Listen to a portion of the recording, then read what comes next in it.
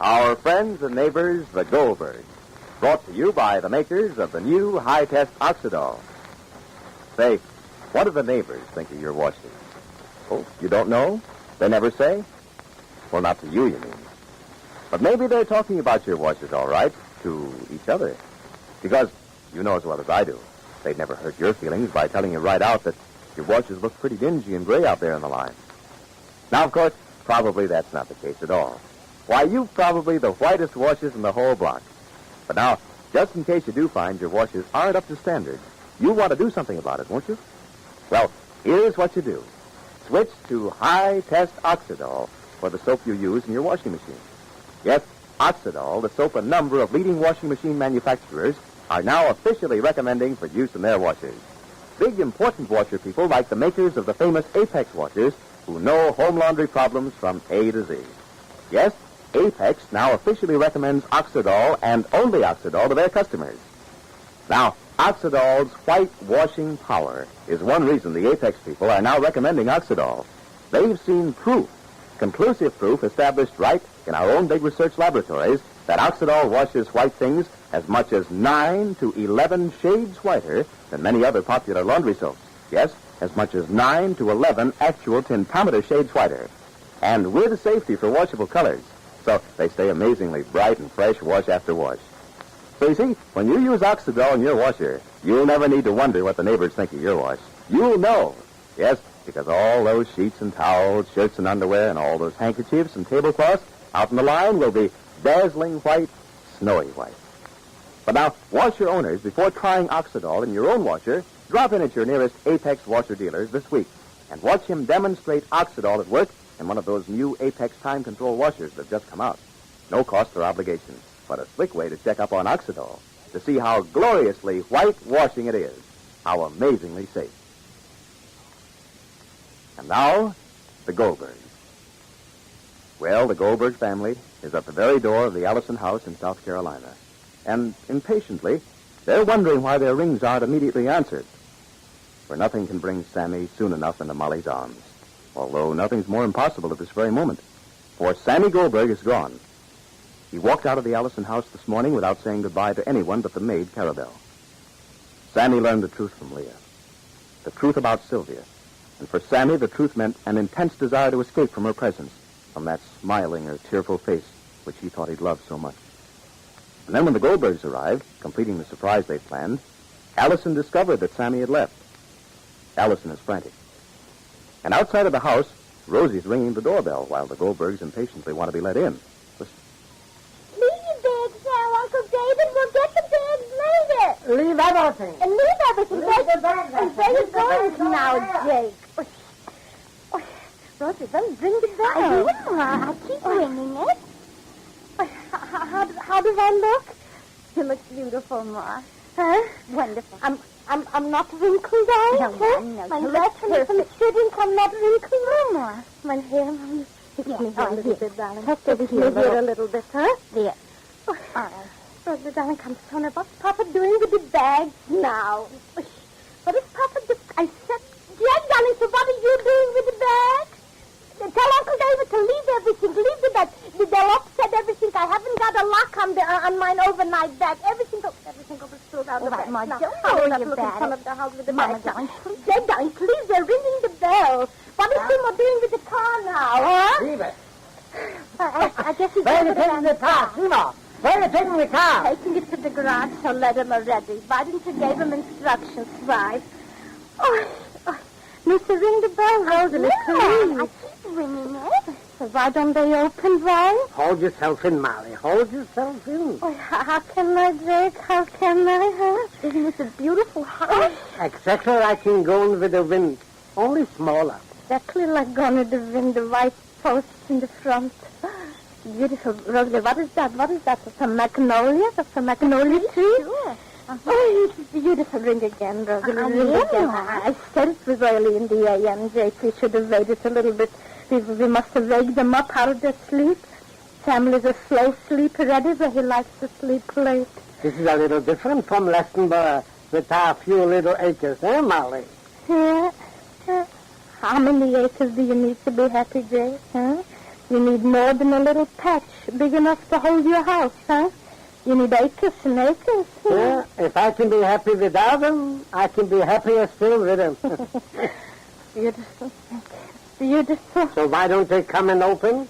I spoke to Allison on the phone. He's up. Maybe the bell just doesn't ring. Then knock with the knocker. The knock with the knocker, Rosalie. You called the fella, so you know they're here. You think Sammy would be waiting downstairs for us? Or maybe he's dressing. I don't know. Maybe the bell is out of order. Maybe they don't ring it up. To ring Not again good. and knock. Knock with the knocker. And ring again. Maybe they don't give it. Daddy, don't please. Daddy. Daddy, wait. Arabelle, don't stand there like a statue. Go down and open the door. I can't move, Mr. Addison, but I'll go. How can I face those people? What am I going to tell them? Sylvia, why didn't you prepare me? I couldn't. I didn't know. How did I know that my own sister would go so far? She deliberately made up a lie to make Sammy leave me. She tried to hurt you by hurting me. I told you she would, Daddy. I told you she and Ed were thinking of that. Because you wouldn't let them threaten you into giving her what she called her share. Because you preferred Sammy to Ed. Because you refused to let Leah run your life. She spoiled mine. He believed me, Daddy. He believed that I was the one at the bottom of Leah's wanting to divorce her. Why didn't Sammy come to me? Speak to me. I don't understand. They're here. They're in the house. What am I going to do? What am I going to say? How can I face those people?